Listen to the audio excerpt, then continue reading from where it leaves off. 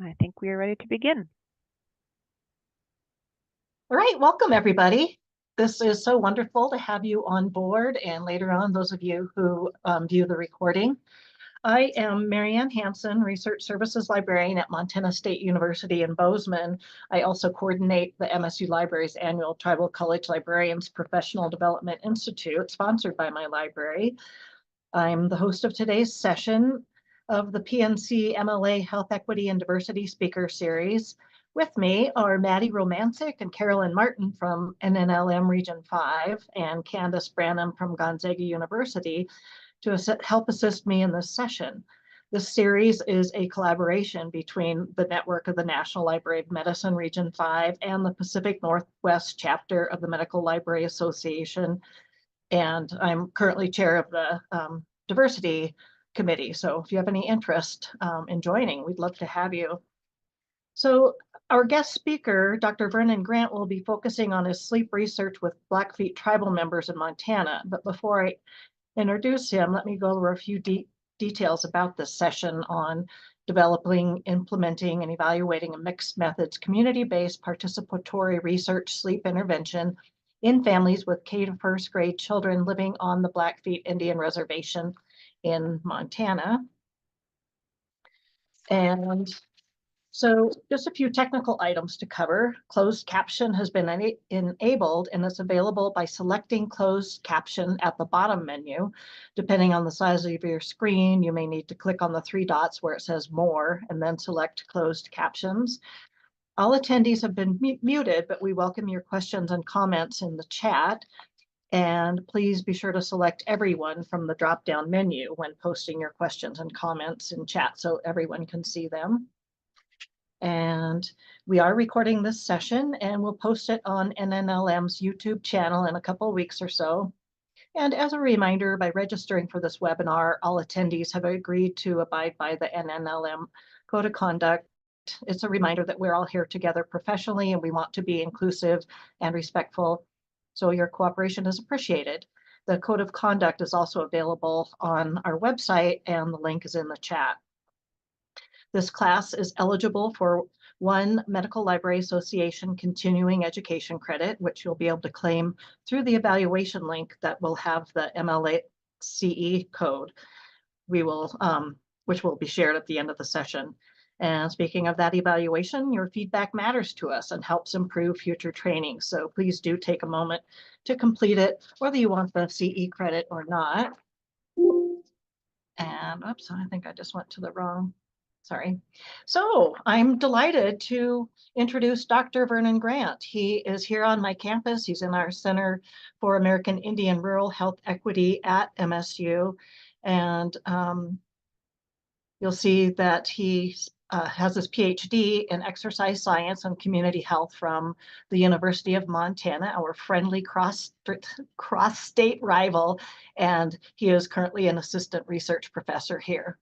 So I'm going to stop sharing my slides and let Dr. Grant share his slides and take it away. Thank you.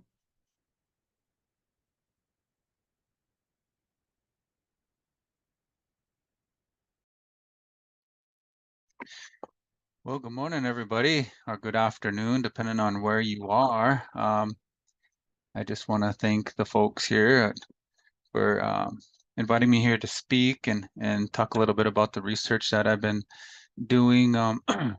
You know, as we get going here, I am doing research in my home community in Browning, Montana, on the Blackfeet Indian Reservation, where I was born and raised. I'm Skapi Pikani. I'm Blackfeet, enrolled Blackfeet.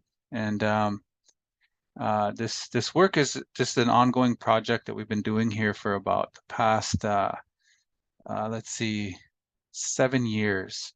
And it started with assessing middle school kids actually with accelerometry. We were measuring their physical activity and sleep and different health behaviors. And what we found is they just weren't getting enough sleep each night. Kids just don't sleep these days. You know, a lot of them were up at night playing video games, things like that. And so we brought this data back to the council, asked them, you know, what would you like us to focus on? And, you know, I presented the data that I found as far as, just the sleep aspect of it. And they said, we should do something on sleep. We should focus on that. So that's kind of how this came about. And then, working with some of my mentors, they highly recommended that we start at the little people, like super young, because that's where behaviors start to develop. So that's kind of how everything started with this. Um, I am this project was funded by the National Heart, Lung, and Blood Institute at NIH. I'm in year 4 of a KO1, entering year 5 here actually next month. So let's see here if I can get this to work. Okay. So I want to introduce my research team. This isn't the just everybody. We've had past research team members, but my research coordinator, Megan, my Blackfeet language instructor or advisor, I guess you could say, Jesse. Mary Ellen, she's actually one of our kind of like our research coordinator assistant, but also an elder in the community. And then I hired a BCC student. So, one of the things that I feel like sets us apart is we're an all Blackfeet research team. We're coming into the community, we're doing work, we're not outsiders. I'll share a little bit about that, like what some of the people said about that. But we're able to get things done quickly and efficiently just because of that aspect. So, and then also, I have a community advisory board, a couple councilmen on there, Everett and Pat Armstrong, Zeba, Natalie. So a lot of these people are, really tied in culturally. Actually, most of them are.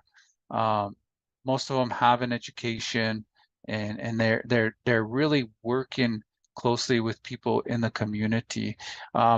The funny thing is I haven't been able to have very many community advisory board meetings.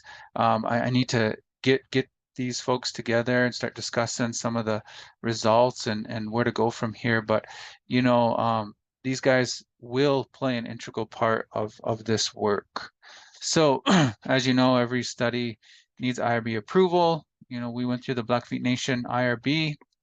So this work is mixed methods. So it's got 2 phases, a qualitative phase and then a quantitative. And I'll discuss both here briefly. So as far as the qualitative phase, the phase 1, we did some focus groups with families, and these were done in the winter of 2021 and the spring of 2022. We did 7 focus groups with Blackfeet families. And we focus on K through 1st grade kids, but you'll see it's like in some areas it says K through 3rd. The reason being is because they were in 1st grade in 2021, but when we actually implemented the intervention, they were in the 3rd grade. So, we kind of expanded that. We couldn't exclude them, obviously. So we had 11 families during this aspect of it. Each group ranged from about a half hour to an hour. And then we had a moderator's guide, and this is just kind of it's a little wordy, but it shows some of the questions we asked them. How important do you think sleep is to your overall health? Asking them about bedtime, asking them about weekday and weekend bedtime and wake time, things like that. Some of this stuff, it can kind of get a little intimate because you're asking people about their family composition, meaning how many kids are in a room together, things like that. Do your kids share beds? Do you guys have a sleep routine? What do you guys do before sleep? That sort of thing. And like I said, none of us are outsiders. And some of the people that we did focus groups with, they said, if it weren't for you guys, if it wasn't you guys doing this study, we wouldn't have shared some of the information we shared. So that's one aspect of this work that I think is novel, is that we're not, people trying to gain trust and entry into the community. We're all community members, and we all are, all the families know us. I always say, when people identify as from a certain tribe or as Indian, people know we can track each other down real easily and quickly by our families. So we also interviewed elders from the Blackfoot Confederacy, and I don't want to get too much into our confederacy and how that operates, but we have 3 bands of the confederacy up north in Canada: Blood, Piikani, and Siksika. And we were able to get elders, I think from every band except Siksika, I think. But we did 6 with interviews with elders. Some of them were quite lengthy, and we just asked open-ended questions on traditional thoughts on sleep. And some of these are just they're just full of wisdom. They're just amazing, some of these interviews. And every time I listen to them, I pick up something different. Some of our elders are telling stories about real old things specific to our people, stories and things about our culture and our traditions that are pretty neat, that I've never heard before, that I really am grateful I was able to, participate in this and do this with some of our elders. So all the audio recordings were transcribed from my previous research coordinator, Natalie. And then I did the analysis, so theme identification. And then, we took sections of our interviews, and we kind of broke them up a little bit on sleep, traditional thoughts, old stories, things like that, things that our families could share with their kids at nighttime, but that weren't too long, because if we broke these clips up too long, then people wouldn't listen to them. And all this data will be stored in the Blackfeet Community College archives. So the results of this, qualitative assessment, we created a theme list. And these were importance of sleep, family composition, bedtime routines, sleep behaviors, and sleep strategies. So I'll just kind of briefly go into a little bit about some of this data and what people were saying. So in terms of importance of sleep, sleep is important to overall health. Everybody kind of, they all said how important that was. They all, agreed that sleep is pretty important, and how that impacts different aspects of our life, like mental health, mood, focus, awareness. So people kind of overall, even if they're not getting enough sleep, they're aware of how important it is. And so that's a good thing, as long as people have that awareness. As far as bedtime routine, people prayed at night. They used blackout shades. Some took a shower, read stories, that sort of thing.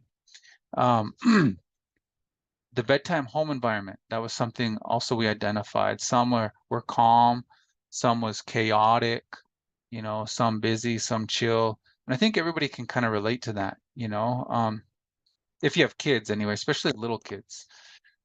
Screen time, that's a big one, especially before bedtime. There's so many different recommendations out there on that. I can go on and on and on about screen time before bedtime. That's a huge thing, and something that I think is really necessary in order to eliminate in order to get adequate sleep each night. But obviously that comes on TV, laptop. I think the predominant one is phone.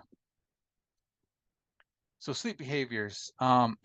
We asked them, or one of the themes that were identified was the most comfortable place to sleep was with parents. And again, these are little people. So, a lot of the little ones are jumping in bed with their parents, on the floor with siblings, on the couch. Sleep problems. So, a lot of people have those, hard time going to sleep.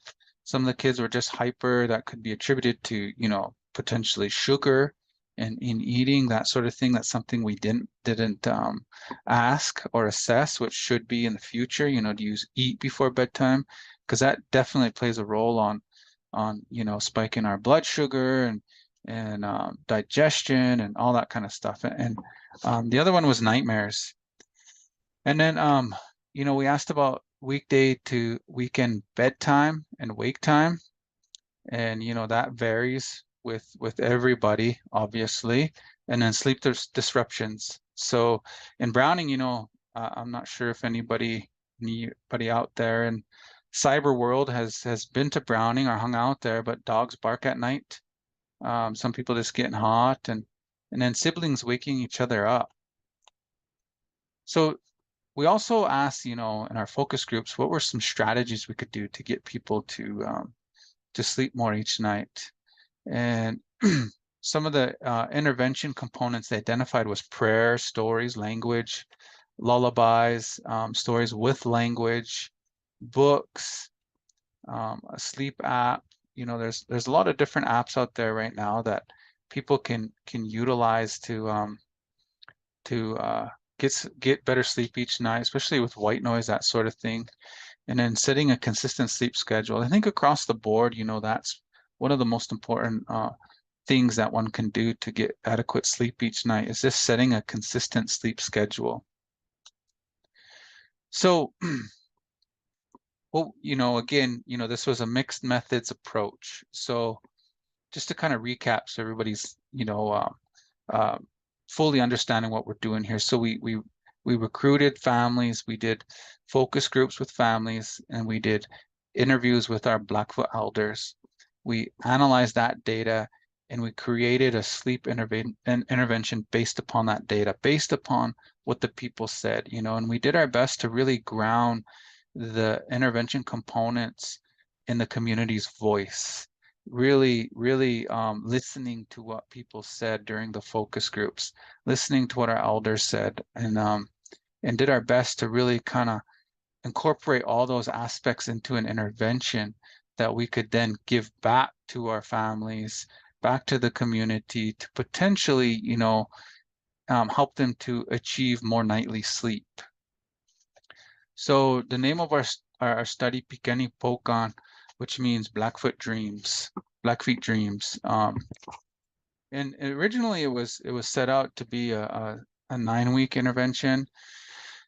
Just as you get going, anybody who's done research knows, you know, we were coming up on Christmas, we were dealing with the holidays, that sort of thing. We just did this last fall, and it ended up being 7 weeks.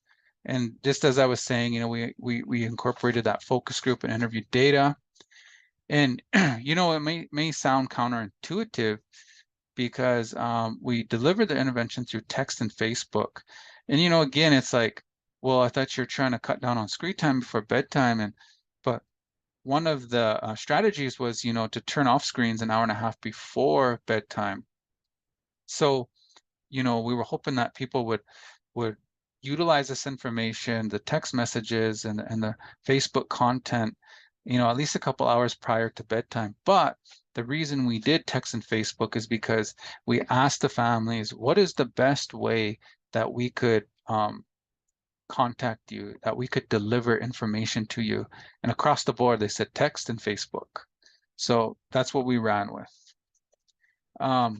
Families received 4 Blackfeet storybooks, and I'll talk a little bit about those here. And we recruited 30 families with, again, K through 3rd grade. There's that 3rd grade because it's not 1st grade no more. These kids were older, and the original kids and families that were in the study in 2021, we reached back out to them, and every one of them that wanted to be a part of it in 2023 were able to. So that's why it's K through 3rd grade. And again, we implemented it in fall 2023. So here's kind of a little timeline of how things went. So in the summer of 2023, we went out, we recruited. We went to our original list. We asked our original families, would you guys be willing to, you know, participate in a sleep intervention? Are you interested? Well, I can't off the top of my head quote how many our families did, but a good proportion of them participated, and we're still interested. The rest we just recruited in the community, a lot of word of mouth, Facebook recruitment, that sort of thing. And again, because our research team is all Blackfeet, you know, they have family members, friends there. It was pretty easy to recruit 30 families. 7-week intervention, fall. So in the fall of 2023, our Facebook component, so it was really just focused on our elder clips. And then we also incorporated some Blackfeet songs. We had some really old songs sung by some of our elders. I don't know when. If I had to guess, it'd be in the 70s. Pretty neat songs, really old songs that people could listen to and learn.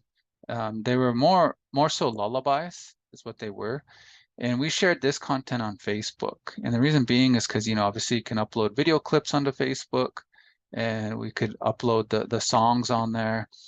And, you know, we wanted to bring in as much of our culture and our tradition and our ways as possible, because that's what's going to connect to people is them having something that is specific to them, who they are in their DNA.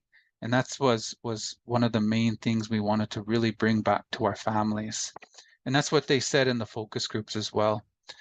Our texts. So we sent out texts every morning, and every morning we had something in our language, in the Blackfeet language. There were various things that we incorporated into that, and I'll elaborate on that just a bit here. And then at nighttime, we sent them tips on sleep strategies, and you know, there were just several different aspects of getting nightly sleep that we sent to them, like keeping your bedroom cool, you know, turning off screens, keeping your bedroom dark, that sort of thing. So there were a lot of tips we sent to them, and then we also encouraged bedtime stories. So the stories like that were that the elders talked about, but also the books. So we again we give them 4 Blackfeet books from the Blackfeet Heritage Collection. These are just, and a lot of families, you know, they're connected to the people who are featured in these books or who wrote them, and old stories from different families, and we're all connected somehow, some way to those people. And so that was, I think, a neat aspect of it too for our families. And again, here's an example of our text messages. So in the morning time, you know, we would send out the specific word that we were sending to them, but we also had a YouTube link that they could click on, and when they clicked on it, our speaker was saying the word, teaching them how to say it, and so they not only could read it, but they could hear it and really get a grasp upon our language. And then at nighttime, you know, again, you know, this is an example of our strategies. You know, getting an hour and a half of sleep, getting an hour and a half more of sleep each night is really important. And that was really the focus, is really trying to get at least an hour and a half of sleep each night more than they were getting prior to the intervention. And then we did do some with each of our books, you know, more or less kind of following along. We recommended each page, you know, the page number and what we were reading, and just following along as a recommendation. But a lot of the family said, man, we just read the books. We loved them so much. As soon as we got them, we read them. And so that was pretty cool to hear. And then, you know, our Facebook, we again, we just did clips. We featured some of our elders here. This is actually my relative Marvin, and these were really neat, I think, and this was a novel aspect of our study, and it was, I think, really beneficial for a lot of families. So as far as data collection go, we did pre-intervention, post-intervention, and then we're going to do a 3-month follow-up. So we're at that post-intervention time point, and at each time point, the families got $100 for their participation, and we assessed a lot of different variables. So we assessed sleep, physical activity, stress and mental health, diet, nutrition, screen time, BMI, body mass index, and then demographics. So, you know, the families had a lot of data to complete. And then when after the intervention concluded, we asked just randomly, we randomly selected. We originally were going to recruit 10 families, but we could only recruit 9 to just do some exit interviews and just visit with us about what they thought about the study. So, you know, the feasibility, things that we did that were good, things we could improve, you know, Blackfoot words learned. That was really important for us too, and the intervention's impact on their sleep. And you know, we right now we and then when they did these exit interviews, everybody got $100 for their participation. And right now where we're at is we have all this data. So we have the all the data that I highlighted above. So all the sleep, physical activity, stress, mental health, nutrition, we have all that data. We're working on cleaning it, and that's being sent off to our statistician. I was hoping to have that, at least some preliminary data that I could present today, but unfortunately I don't. And then we also have these exit interviews with what families, as far as giving us feedback on the intervention, what they thought, you know, was good, bad, and ugly, all that stuff. And we're hoping to get that transcribed and analyzed here in the next couple of months. From there, you know, we're going to take this data and bring it back to the community, obviously. We're going to present it to the tribal council.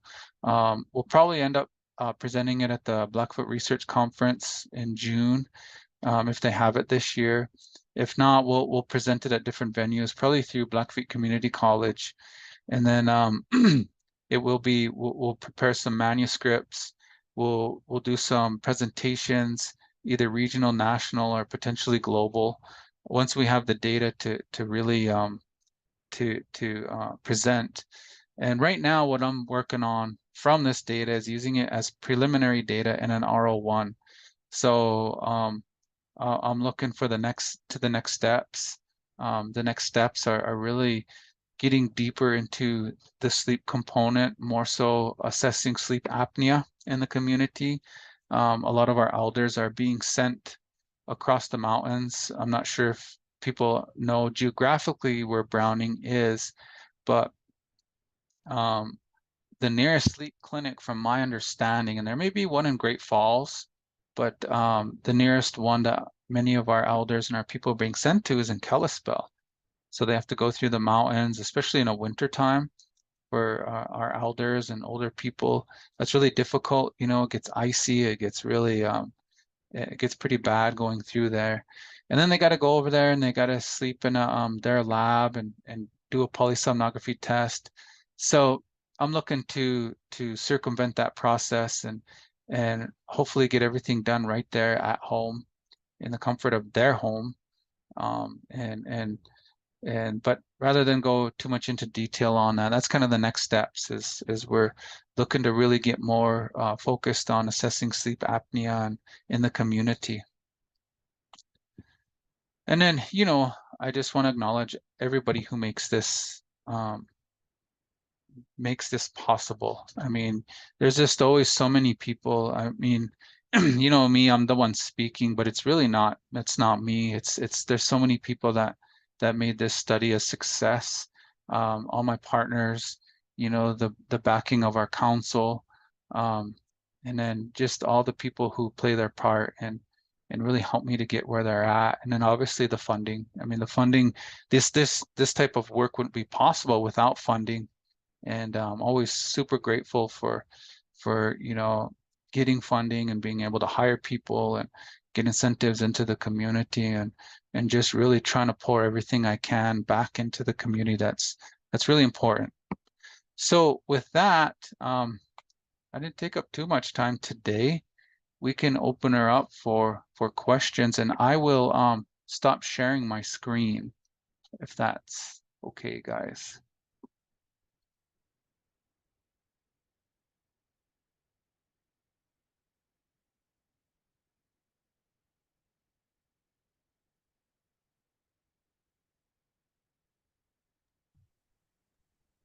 Okay, so we actually do have a question in the chat. This is from George. It says, Dr. Grant, thanks for your presentation. What are your thoughts about whether a similar intervention is replicable in other tribes, or do you think this is specific to Blackfeet only? Not at all. It's not specific to Blackfeet. I mean, you could do this with any tribe. What would be what wouldn't be replicable is obviously our language, our stories, our elders, that sort of thing. But you could go into any tribe and work with their people and ask their families, you know. An example is, you know, you may ask them, well, what's the best way to get information to you? And they could say, well, we want to meet every week at this time versus, oh, text us and Facebook, you know. And then if you interview their elders, I mean, their elders may have a completely different, I mean, they will, obviously, they're going to have completely different stories, origin stories. They're going to have completely different perspectives on things. And, but the cool thing is you could take that specific to that tribe and just tailor it and incorporate it specific to those people. And, and again, it's research. So there's no telling how or what works. I don't even know what we found yet. I mean, who knows what the results and the data say, but I mean, I would think a lot of tribes and a lot of people, if you have something that's specific to them with their language, with their stories, their culture, their elders, people are gonna tap into that. People are gonna grasp that. And I know a lot of ours did, especially with the books. That was a lot of the feedback that I got was with the books. They really liked the books and the Blackfoot language sent to them every morning. So, that's kind of a long-winded response, but it's just tailoring things specific to that tribe, but also incorporating the community's voice, really listening to what community members have to say and what they think.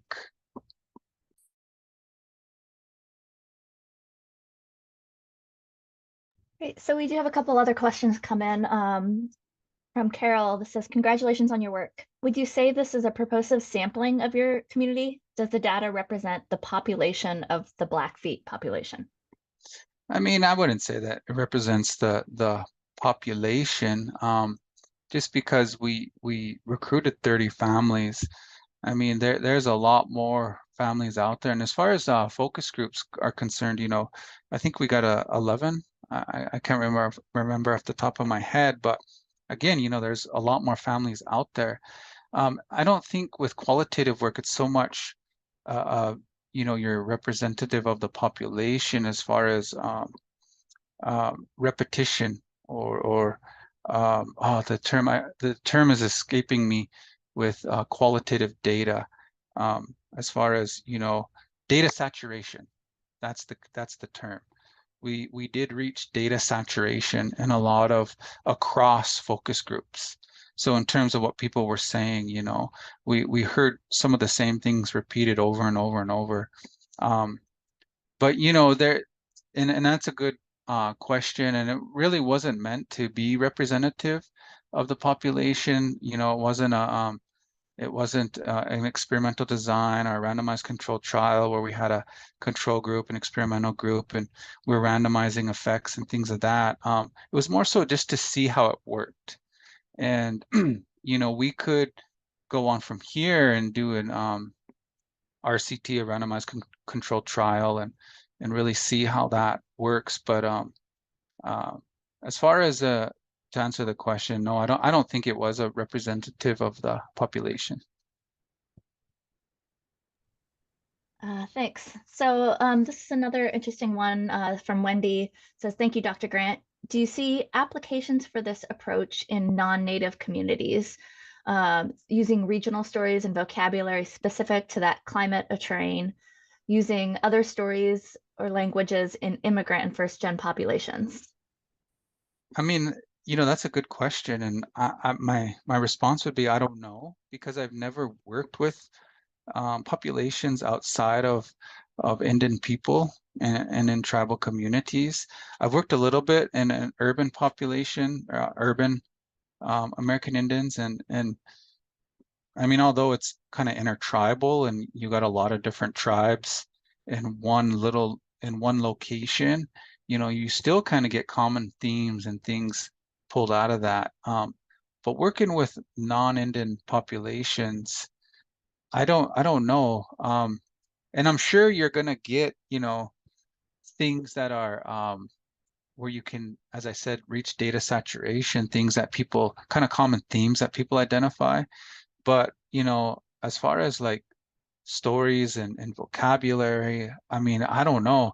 I mean, if you are working with immigrants and people that are from a different culture, they have the same language, I'm sure you could do the same thing and just really incorporate things specific to them. So Laura asked, is there anything that surprised you in the data that you gathered or the stories that you heard? And if so, what was the most surprising thing that you've seen so far? I mean, yeah, I mean, I wouldn't say surprised, I think with our elders, and talking with our elders and some of the things they shared, that really, and I'm not even sure if I could speak to some of that. I don't know if I'm even supposed to, but I'll share one thing that was really neat to me because it's a family lineage, it's this was something my family participated in, and a lot of people may not believe in this or understand it, but our people are very spiritual. They're very in tune to what they can't see. I was always told things by my grandparents, that there's a world we can't see. There's things out there that we can't see. And every morning he would, one of my relatives, I'm not going to identify any names, but he would go out on his porch down where he lived way outside of Browning, and every morning he would sing a song, and it was the same song every morning he would sing. And my cousin went out there one morning and he asked his grandpa, "Why do you sing this song every morning?" And he said, "Because it's he I'm not sure if I'm terming this correctly, but it was, uh, because he sung the song because every morning when the sun came up, that's when the spirits went back up into the hills, into the mountains, and they liked that song. So he would sing them home every morning." And and stories like that, things like that we don't do no more, that those old people, my grandparents and their parents, they used to do. And they always they sung, and they knew they were in tune to that world. And so those are some of the things that came out in those interviews that were just really amazing, and really touched my heart, so yeah. Thanks for sharing that. I have one other question in here that is about alternative medicine use. So did you find that there was any use of alternative medicine to help remedy sleeping habits? No, we didn't get into that too much. I mean, because then you start crossing, some lines there with addiction and prescription use. I mean, obviously, some of the more popular ones is melatonin, but there's a lot of side effects to that, especially in the morning when you wake up and you're groggy. Um, just on that note, if you have to use prescription, you're not doing something right.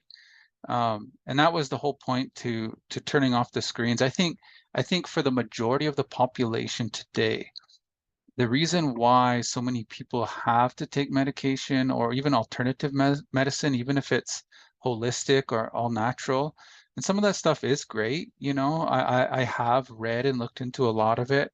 In fact, I've considered using some of that, but again, you start crossing the lines with addiction on that. But you know, for the majority of the population, the reason why they have to go that route is because of our screens, and our screens have a blue light in them, no matter what kind of screen they are, that mimic the sun, and so it's telling our bodies the sun is still out, it's still time to be awake, and so we don't naturally produce melatonin, which our bodies do, versus if we were to turn off all of our screens and not have a blue light on our skin, on our face, we would naturally get sleepy and we would just naturally go to sleep each night.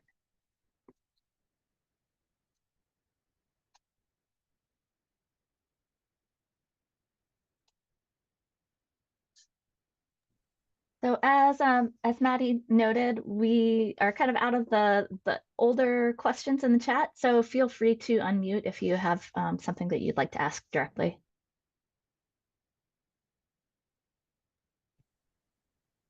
The way we have the room set up, if you'd like to unmute, please just request it and I will be happy to unmute you.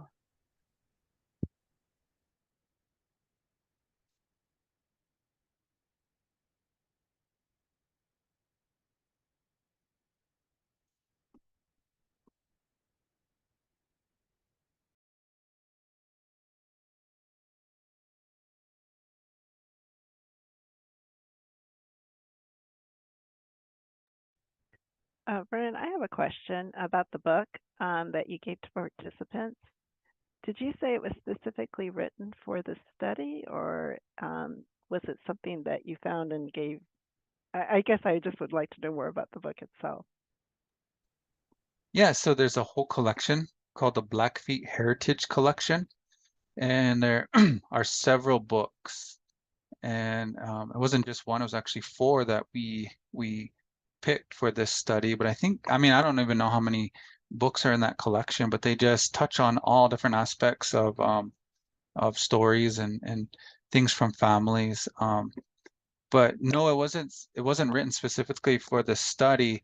The purpose of the books were to give to families so they could read them at bedtime as bedtime stories. And not only that, but then the books were specific to, obviously our culture, our ways, and things that they could educate their families on, because a lot of the families that participated, they had a connection to the authors of those books. And even if it wasn't the authors, there's stories of families and different people within those books that they can identify and relate to. Thank you. I just thought it was a wonderful offering, so thank you. Okay, I think we have a question from someone who'd like to unmute themselves, so I'm going to do that now. Oops.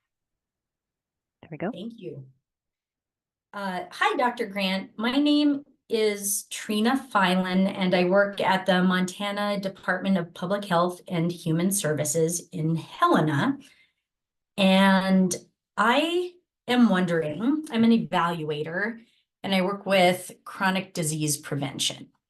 We're trying to do a better job of working with communities in a non-top-down way. And I'm very interested in community participatory evaluation and the techniques that you've been discussing.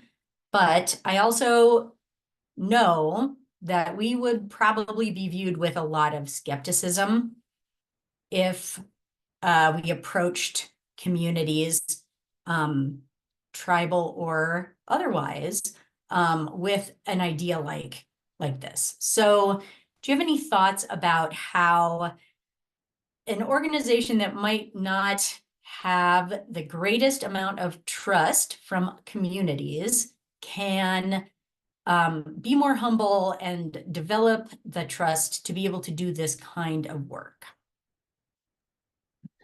Yeah, that's a great question. And maybe, we can discuss this further outside of this. That would be something that I would be definitely interested in. But one thing that comes to mind immediately is tribes are sovereign nations. So there's not a one size fits all approach. Every tribe's going to be different in how they operate and do things. Some are going to be directly through the tribal council. And again, I can't speak to every tribe. But a lot of them are some are council, some are going to be even through the college, the tribal college. Some are going to be through a different department, a health department. As far as approaching them in a non-top-down approach, my recommendation is always, if you don't know anybody in a community, go to the council.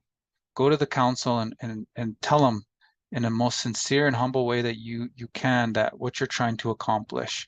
This is what we would love to do. We want to work with you, not on you, so to speak. There's a huge difference, because we've had research done on us over and over and over versus with us.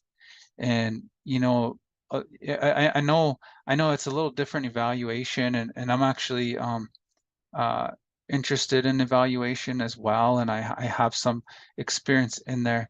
But as far as research goes, CBPR and other entities coming onto the reservation, I can tell you right now there's a huge push right now and a huge movement, I guess you can say, not only between tribes but within, of individuals coming in and wanting to do this or that, and a lot of tribes are really starting to, I guess, crack down on it. I don't know how to better say that, but to really be more selective and to be more careful in how they are approached and who they're letting onto the tribe. And again, you know, this ain't across the board, and I'm not saying it's a contentious type of ordeal. I'm just saying, you know, as far as how to do it in a good way is just working with the people, working with the tribe, getting to know people. I mean, just going up and visiting. Sometimes that's all it takes is just visiting people and getting to know them. You know, I've done that myself. I've worked in tribes that ain't my own. I'm working in with Blackfeet right now, which is where I'm from and who I am. But that hasn't always been the case. You know, I've had to get in my car and drive and go meet people and talk to people and text people and Zoom people and just get to know folks and talk to them and get to know them. I mean, that's just so important, is because too often it's just, you know, that helicopter approach where we're the, you know, Department of Health and Human Services, we're going to come in and do this and then we're going to be gone. And, you know, that's kind of how things have went in the past, where, you know, things are different today. So, I mean, I feel like I'm kind of chasing my tail with that, but we can talk more if you'd like, Trina, you know, outside of this. I would really love that. And I appreciate your what you said. It makes very good sense. And I will reach out to you if you are okay with that. Sure. Thank you so much.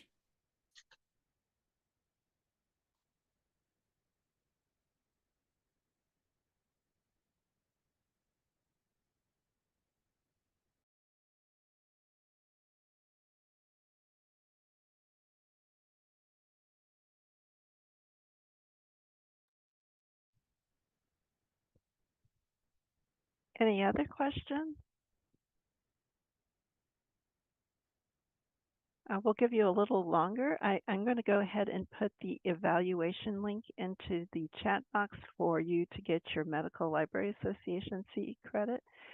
There is an evaluation that we ask you to take, and whether you want that CE or not. And if you do want the CE, there is a question that asks you if you want it. And when you say yes, then please closely follow the directions, and the code will appear as well for you to use.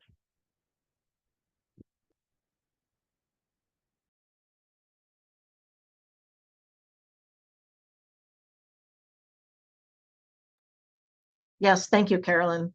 Even if you are not a member of the Medical Library Association, you can still receive the certificate and get credit by completing that survey and answering that you would like MLACE, and more information will be provided to you. And you can email nnlm@uw.edu if you have questions.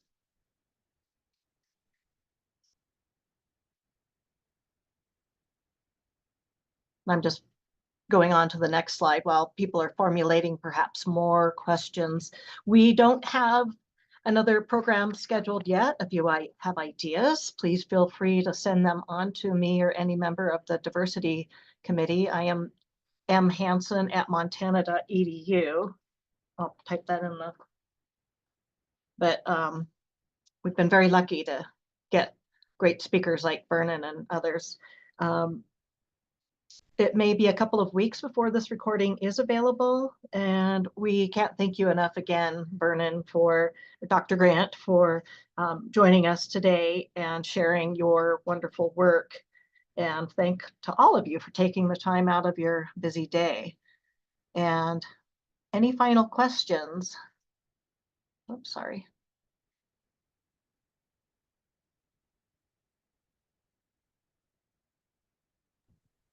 It looks like there was one final question that popped up from George to Dr. Grant.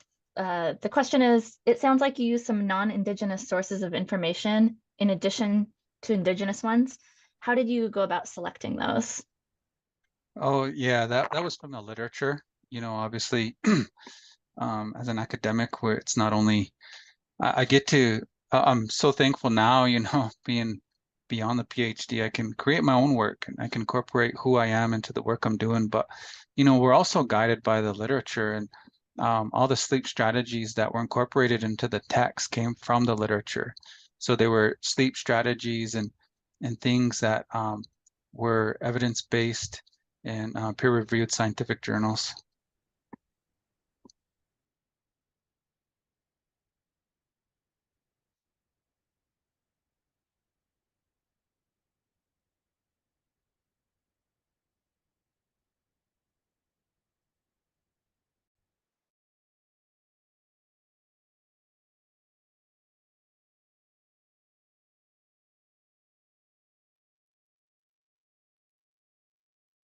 Any other questions, anyone?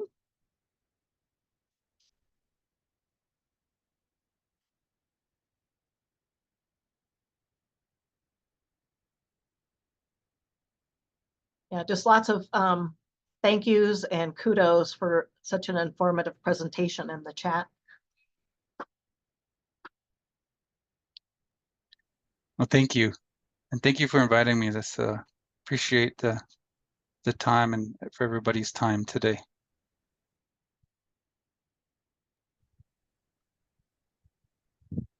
Well, being that, okay, yeah, Carolyn just posted the link to where the recording will be available in a few weeks after editing and whatnot, if need be.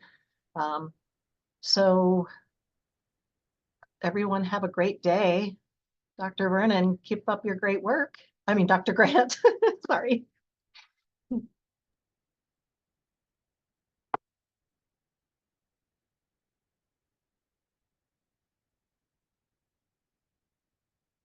All right, thanks everyone for joining. I guess we will end. Take care. Yeah.